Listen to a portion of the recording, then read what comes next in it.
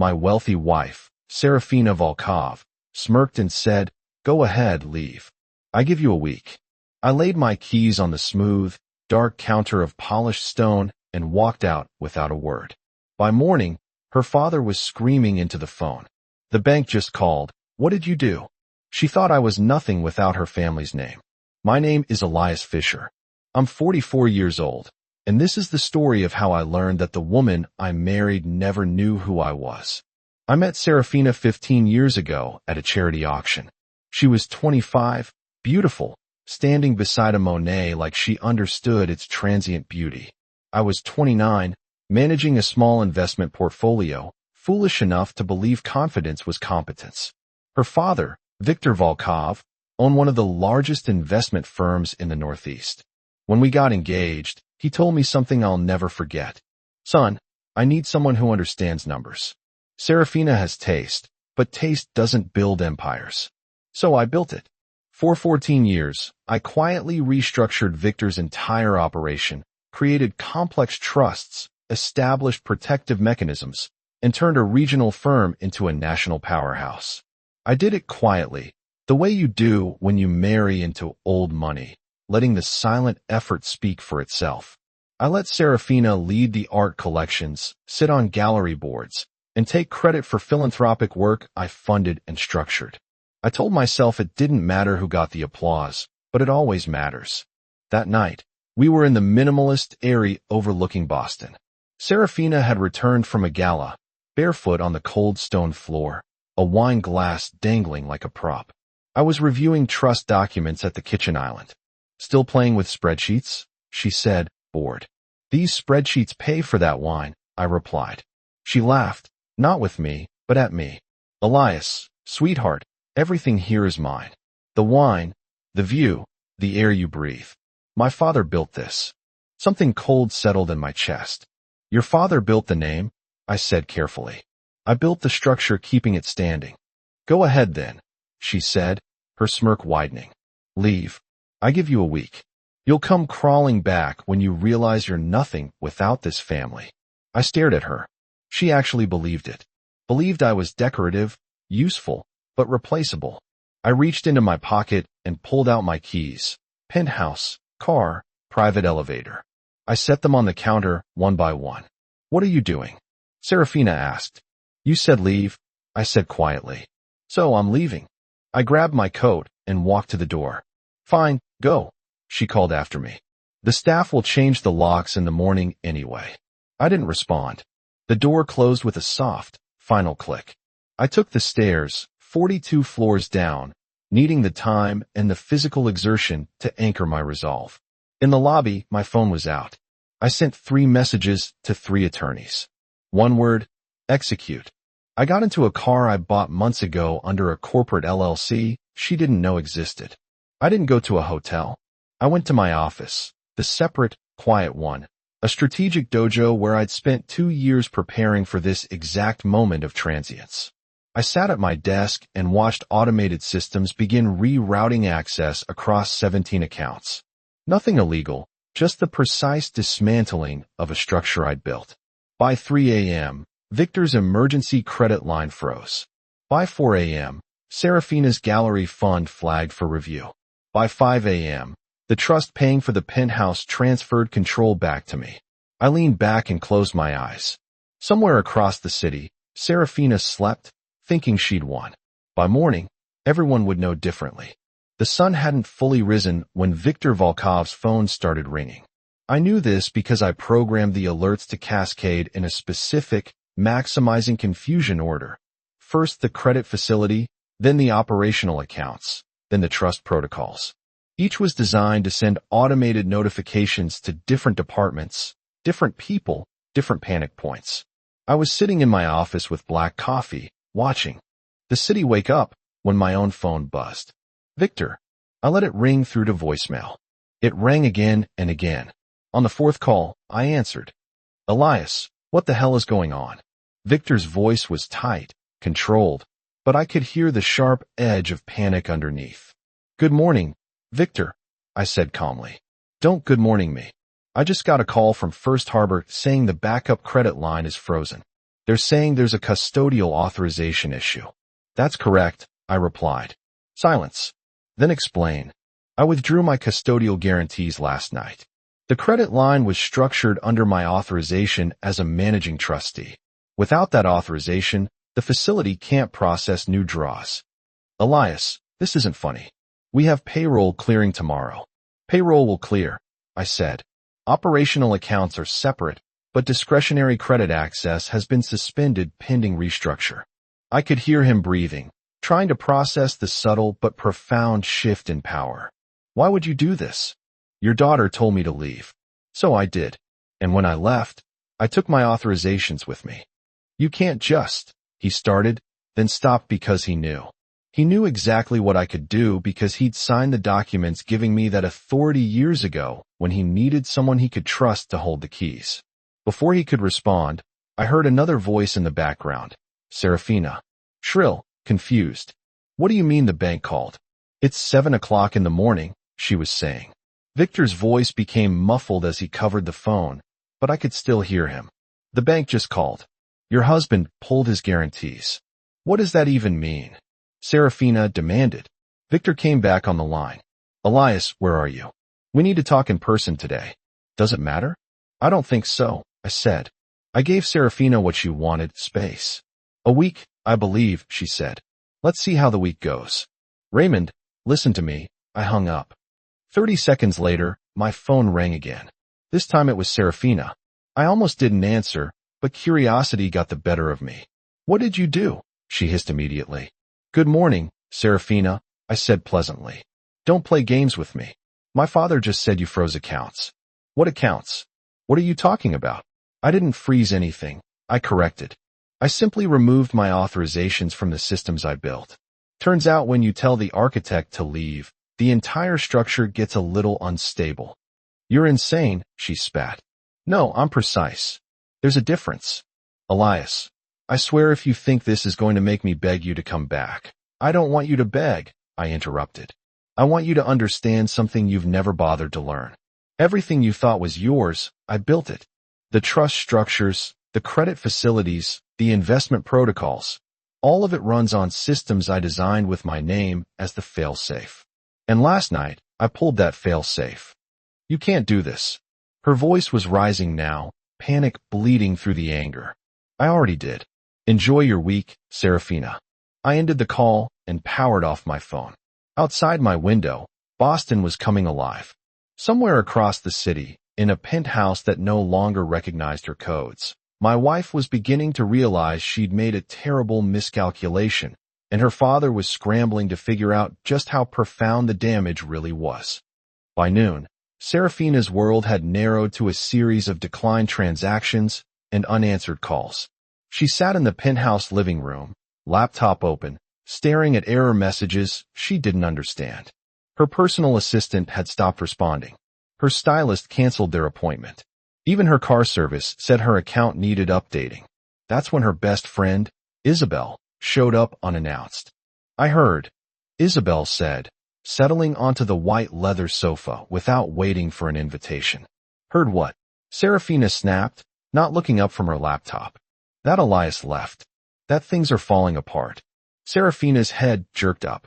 How did? You. He told me. Isabel said simply. The room went cold. What do you mean he told you? Serafina's voice was dangerously quiet. Isabel pulled out her phone, scrolled, then turned the screen towards Serafina. Text messages, dozens of them, between Isabel and Elias, dating back months. Before you lose it, Isabel said calmly. It's not what you think. We weren't having an affair.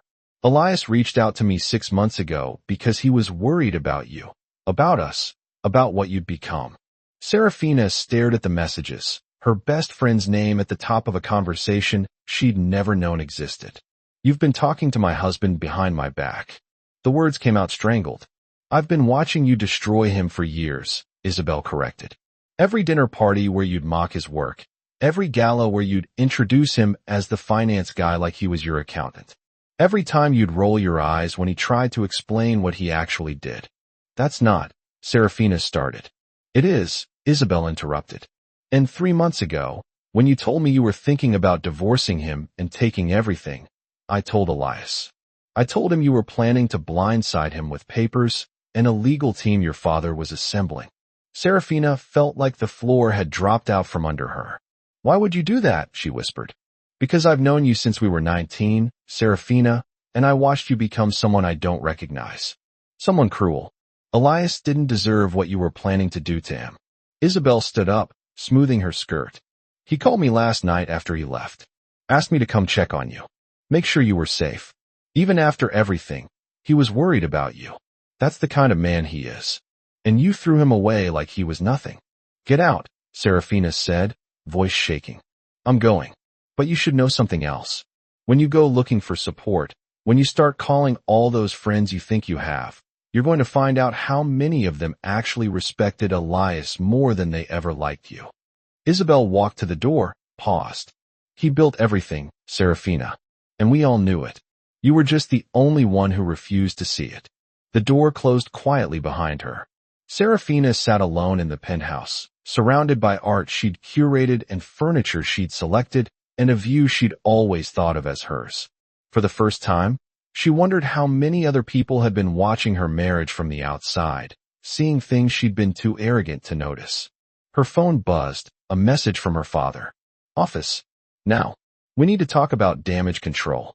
She looked around the empty penthouse one more time, then grabbed her coat. Serafina arrived at her father's office to find him behind his desk with two people she didn't recognize. One was elderly, sharp-eyed, wearing an expensive suit, Lars Henriksen, the attorney. The other was younger, carrying a leather portfolio, Anya Petrova, from forensic accounting. Serafina, this is Lars Henriksen, our attorney, and Anya Petrova, from forensic accounting, Victor said without preamble. Forensic accounting? Serafina repeated. Why do we need? Sit down, Victor interrupted. She sat. Lars opened a folder. Mrs. Fisher, we've been reviewing your personal accounts and discovered some concerning discrepancies. What discrepancies? Anya leaned forward.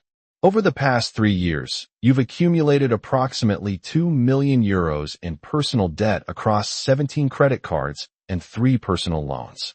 Serafina's stomach dropped. That's impossible, she said weakly. It's documented.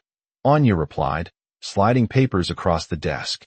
Designer purchases, private jet charters, exclusive memberships, all charged to accounts we initially thought were family business expenses.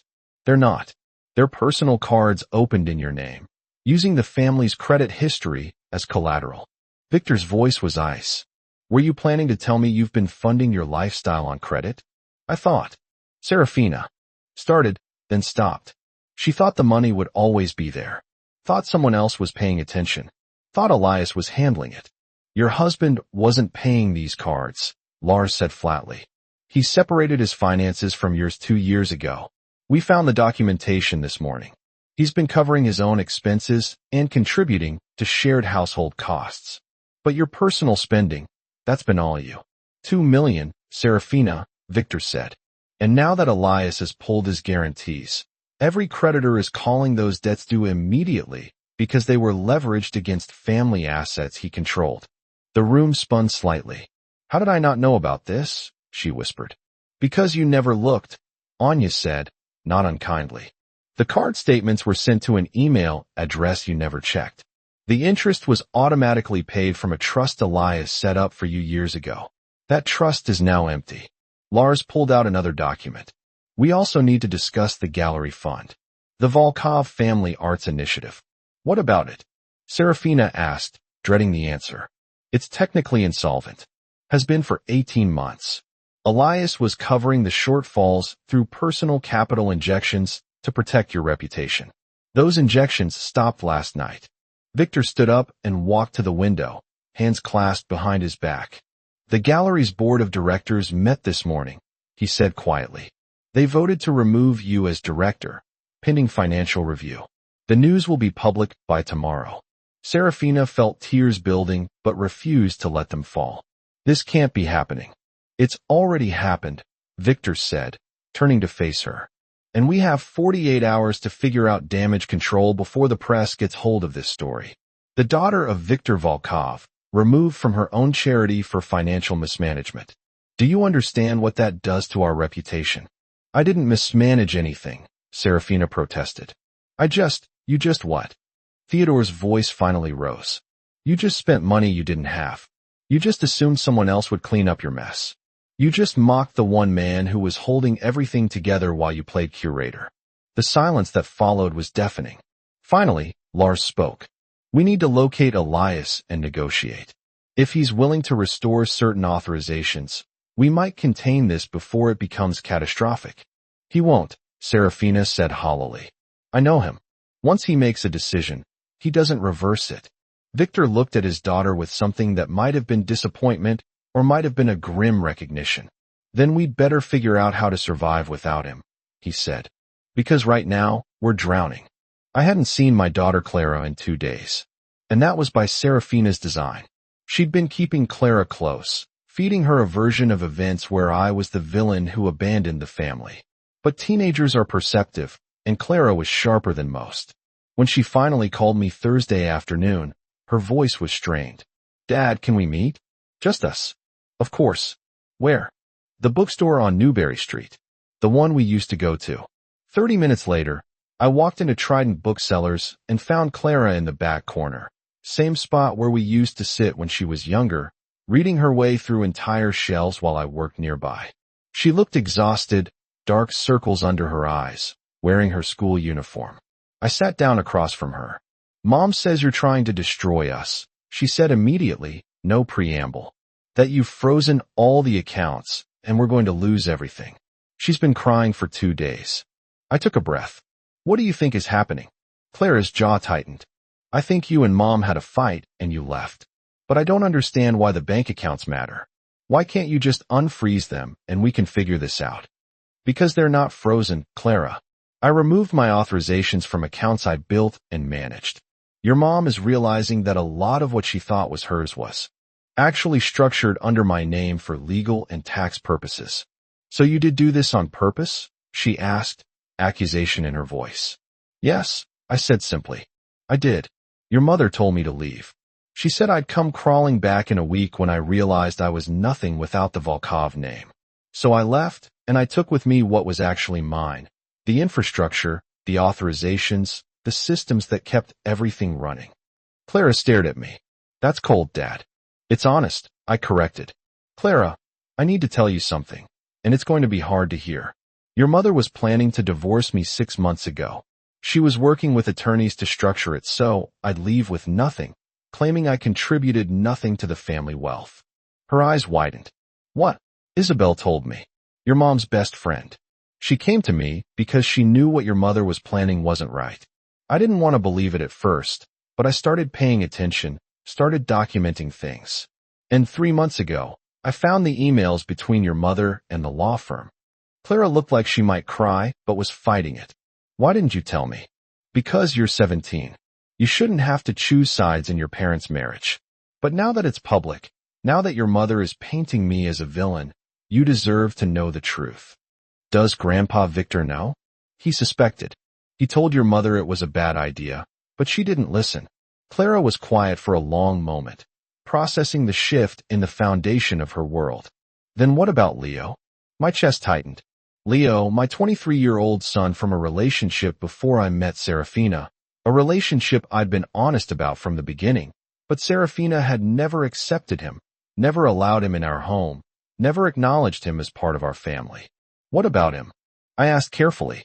Mom said, you're probably with him now, that you chose your other family over us. Is that true? I felt anger rising, but kept my voice level. Leo is my son, Clara. He's your half-brother. I've always wanted you two to have a relationship, but your mother wouldn't allow it. She made it clear that if I wanted to be part of your life, Leo couldn't be part of mine. So, I saw him separately, quietly, because I refused to abandon either of my children. Tears finally spilled down Clara's cheeks. I have a brother, and you never told me. I tried to tell you, sweetheart, multiple times, but your mother would shut it down, and I didn't want to put you in the middle of a fight. I was wrong. I should have fought harder for you two to know each other. I want to meet him, Clara said suddenly. I want to meet Leo. Are you sure? Yes. If he's my brother, I should know him. And if Mom kept that from me, then maybe she's kept other things from me, too. I pulled out my phone and texted Leo. Are you free for dinner tonight? Someone wants to meet you. His response came immediately. Oh, your sister. Seriously? Luigi's at 7 o'clock. I'll be there. I looked at Clara. He's excited to meet you. He's been waiting 17 years for this. She wiped her eyes.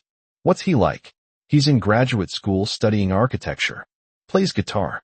Has your sense of humor. You're going to like him. Clara nodded, then asked the question I'd been dreading. Are you and Mom getting divorced? Yes, I said. I'm sorry, Clara, but yes. This isn't something we can fix. Not because of the money, but because your mother never saw me as a partner. She saw me as a tool, someone useful to have around, but not worth respecting. And I can't live like that anymore. Clara reached across the table and took my hand. I don't think you're a villain, Dad. I think you're tired of being invisible. I squeezed her hand, throat tight. Thank you for hearing me out. Can I ask you something? She said. Anything. When this is all over, when everything settles, will I still have both my parents? Or are you going to disappear? Sweetheart, I'm not going anywhere. Your mother and I are done, but you're my daughter. That doesn't change, ever. She nodded, visibly relieved. Okay, then let's go meet my brother. Victor called an emergency board meeting for Monday morning. I wasn't invited, but I knew what was happening because I still had access to the company's calendar systems. My access codes hadn't been revoked because I'd built the security infrastructure and given myself quiet, subtle backdoor access years ago, not to spy, but to protect. At 9 a.m., I received a text from a number I didn't recognize. You need to see this. Attached was a live audio feed from the boardroom. Someone inside was streaming the meeting to me. I plugged in earbuds and listened.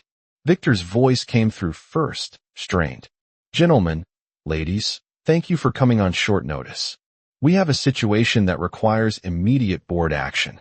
We know about the situation, Victor, said Matthias Voss, a senior board member and Victor's former business partner. Your son-in-law just took apart our operational infrastructure like he was defusing a bomb. The question is, what are we doing about it? We're negotiating, Victor replied. Negotiating what? Another voice demanded. He holds all the cards. Every trust, every account structure, every tax shield. He built it, and he controls it. We gave him that power. You gave him that power because I trusted him, Victor said defensively. You trusted him because he was competent, Matthias shot back. More competent than anyone else in this room, including you. And now we're paying the price for treating him like hired help instead of the partner he actually was. Silence fell over the room. Another voice, this one belonging to Eva Du Bois, the board's financial auditor. I've reviewed the structure. It's brilliant. Legally airtight. Every authorization, every transfer protocol, every fail-safe. They all require Elias Fisher's personal approval. There's no override. He designed it that way specifically to prevent exactly what Serafina is trying to do now. Wrestle control away from the person who built it. So what you're saying, Theodore said slowly, is that we have no leverage. Not exactly, Eva replied. We have one piece of leverage, his reputation. He's a professional. If we approach this professionally, offer him fair terms, he might be willing to negotiate a transition. And if he's not, someone asked. Eva's voice was grim. Then Volkov Capital Management collapses within 90 days. Maybe sooner. The room erupted in overlapping voices, panic and anger bleeding together. I listened to them scramble, these men and women who'd attended galas and charity auctions with Serafina, who'd smiled at me across conference tables while treating me like I was background staff. Then Victor's voice cut through. There's another option. We remove Serafina from all operational roles. We make it clear to Elias that she no longer has any authority over family business decisions. We offer him sole operational control, independent of the marriage. You'd cut out your own daughter? Matthias asked, sounding shocked. My daughter just cost us $200 million in frozen assets and threatened the collapse of a firm my grandfather built, Victor said, his voice hard. Yes, I cut her out if it means survival. I felt something unexpected. Not satisfaction, but sadness. Victor was finally seeing what I'd seen for years. His daughter was a liability. Eva spoke again. We need a vote. All in favor of offering Elias Fisher full operational control as an independent contractor, separate from family authority. One by one, voices called out, "Aye." When the count finished, it was unanimous. Victor cleared his throat. Then someone needs to reach out to Elias. Make the offer official. I'll do it, Matthias said. He'll listen to me. We've always had mutual respect. Make it clear, Theodore added, that this isn't charity. This is recognition. Here in this position. We should have given it to him years ago. The meeting adjourned. I sat in my office, earbuds still in, staring at nothing. My phone rang. Matthias Voss. I answered. Hello? Matthias. Elias. I assume you've been listening. No point in lying. Yes. Good. Then you know what we're offering. Full operational control, board seat, equity position, a compensation package that reflects your actual value. Your marriage to Serafina becomes irrelevant to your role in the company. What about Serafina? I asked. She's being removed from all decision-making positions. She'll retain her trust fund, her shares, but no operational authority. The board was unanimous. I'll let that sink in. Her father agreed to this. Her father proposed it, Elias. Theodore knows he made a mistake. He chose loyalty to blood over loyalty to competence, and it nearly destroyed everything. He's not making that mistake twice. I'll think about it, I said. Don't think too long. We have 72 hours before credit agencies start downgrading us. He hung up. I sat there holding the phone, feeling the weight of a decision that would define everything going forward. 3 days after the board meeting, I received a package in my office. No return address, just a plain manila envelope with my name typed on the label. Inside was a USB drive and a handwritten note. You deserve to know the truth. A friend. I plugged the drive into my laptop. It contained a PDF report, professionally formatted, dated over the past 6 months. The header read, Financial and Personal Activity Report. Subject, Serafina Volkov Fisher. Someone had hired a private investigator to follow my wife. I scrolled through pages of photographs, bank statements, credit card receipts, and text messages.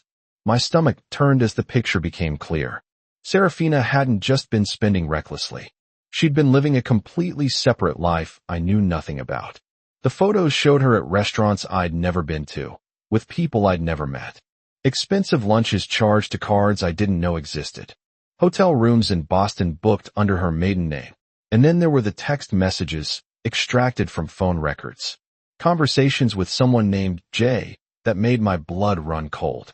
Ray suspects nothing. He's too busy with his spreadsheets to notice I have a life. When are you leaving him? You've been saying that for months. Soon.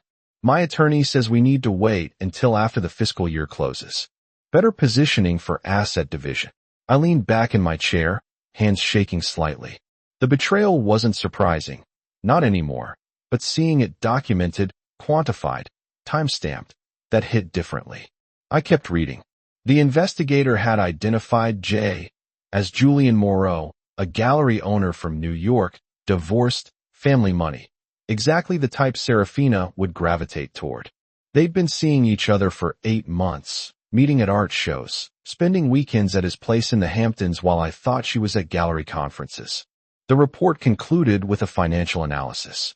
Serafina had spent approximately 340,000 euros on this relationship. Hotels, gifts, travel, all funded through credit cards she'd opened using the family's credit history as leverage.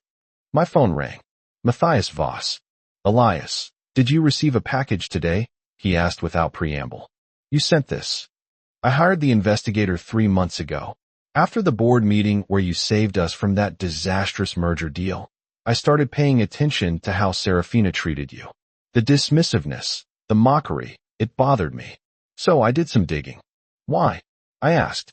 Because you're the best financial mind I've worked with in 40 years.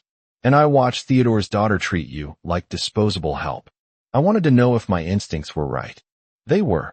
I stared at the screen, at the evidence of my wife's double life. What do you want to do with this? That's up to you. But Elias, if you negotiate with the board, if you come back to Volkov Capital, you need to do it from a position of absolute strength. That report gives you leverage. Serafina was planning to divorce you and paint you as a gold digger. Now you can prove she was the one exploiting the family's resources. This will destroy her reputation, I said. She was willing to destroy yours, Matthias replied. I'm not telling you to use it. I'm telling you to have it, just in case she decides to get ugly. After he hung up, I sat alone with the evidence. Part of me wanted to send it to Victor to show him exactly who his daughter was. But another part, the part that still remembered loving her once, hesitated. My phone buzzed. A text from Clara. Dad, can I stay with you this week? I can't be around Mom right now. She won't stop crying and blaming everyone but herself. I typed back, of course. I'll set up the guest room. Can Leo come for dinner tomorrow? He's funny. I like having a brother. I smiled despite everything. Absolutely. He'll be glad to hear that. I looked back at the report on my screen, then closed the laptop. Whatever Serafina had done, whatever she planned, I had my daughter now. I had my son. I had the respect of the board and a future that didn't depend on her family's name. The truth was documented, secured, ready if I needed it. But right now, I had a guest room to prepare for my daughter. Serafina showed up at my office unannounced Thursday afternoon. My assistant tried to stop her, but she pushed past, bursting through my door like a sudden squall. We need to talk, she demanded. I looked up from my computer. You should have called first. I tried. You blocked my number. I blocked your personal number. Your attorney has my attorney's contact information. That's how we communicate now. She closed the door behind her, leaned against it. She looked thinner, makeup not quite covering the exhaustion. Elias, please. Can we just talk like human beings for 5 minutes? I gestured to the chair across from my desk. 5 minutes. She sat, clutching her purse like a lifeline. I know you're angry. I know I said things I shouldn't have, but this, what you're doing, it's destroying everything. I'm not doing anything, I said calmly. I removed my authorizations from systems I built. That's all. That's not all, and you know it. My father's company is hemorrhaging money. The board is in chaos. My reputation is ruined. Your reputation is ruined because you spent 2 million euros you didn't have and got removed from the gallery board for financial mismanagement. I didn't do that. You did. Her face flushed. I made mistakes. I admit that. But we can fix this. We can go to counseling. Work through our issues. Serafina, I interrupted. I know about Julian. She froze. I know about the hotels, the trips to the Hamptons, the 340,000 euros you spent on him over 8 months. I have bank statements, photos, text messages, all of it. The color drained from her face. How did you? It doesn't matter how. What matters is that you were planning to divorce me, take everything, and paint me as someone who contributed nothing to this family. Meanwhile, you were funding an affair with family money and preparing to walk away like you were the victim. Serafina's hands trembled. Elias, please. If that gets out, you lose whatever sympathy you still have. Your father will cut you off completely. The board will see you as a liability instead of just a disappointment. And any judge will laugh your attorney out of court if you try to claim spousal support. She stood up, voice breaking. So what? You're going to blackmail me? No, I said, standing to face her. I'm going to give you a choice. You can accept a fair divorce settlement, split assets appropriately, agree to shared custody of Clara with no restrictions on my relationship with Leo, and walk away quietly. Or you can fight me, drag this through the courts, and I'll make sure every single detail of your affair becomes public record. You wouldn't do that, she whispered. Try me, I said flatly. I built everything you thought was yours. I protected you, provided for you, and loved you for 14 years. You mocked me, dismissed me, and planned to destroy me. So, yes, Serafina, I absolutely would do that if you forced. My hand. Tears streamed down her face now. I didn't mean for it to go this far. I felt trapped, like I was living in a life someone else designed. You were living in a life I designed, I corrected, because you never bothered to learn how any of it worked. You just enjoyed the benefits and resented the person providing them. What about Clara? She asked desperately. Clara is staying with me this week.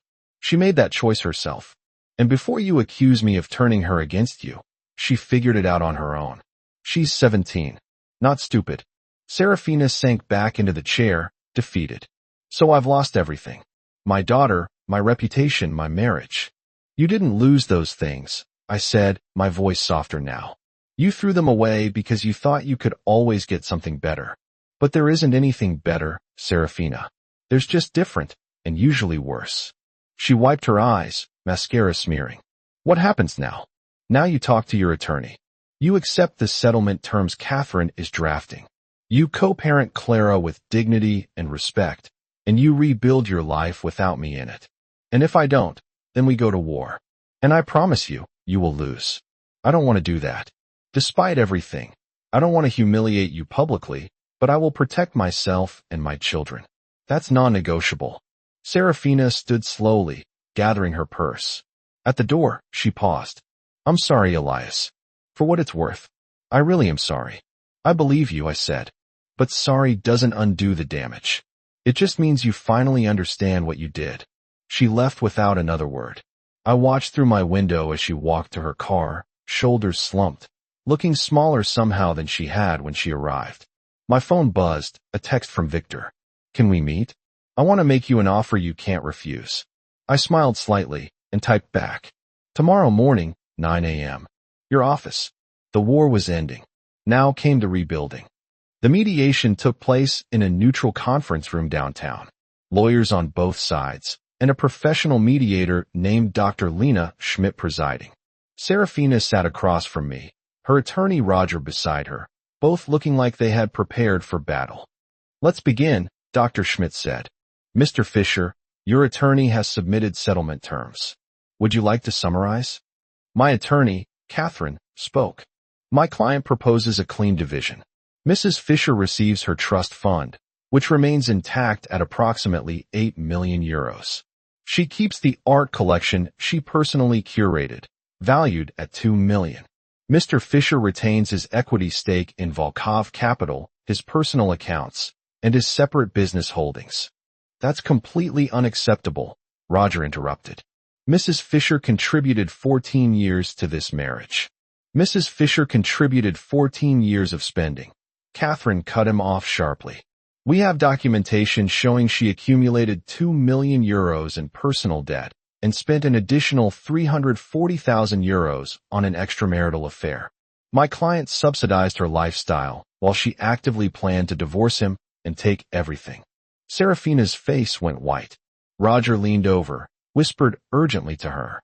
We also propose, Catherine continued, joint custody of Clara, with no restrictions on Mr. Fisher's relationship with his son, Leo. Mrs. Fisher attempted to exclude Leo from family gatherings for years. That ends now. Clara should decide where she wants to live, I added. Not us. She's 17, smart enough to make that choice herself.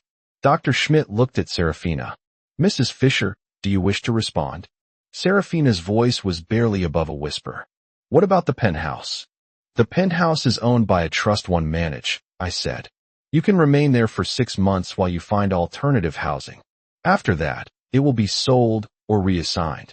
6 months? She said, looking panicked. That's generous, considering you told me to leave with nothing, I replied calmly.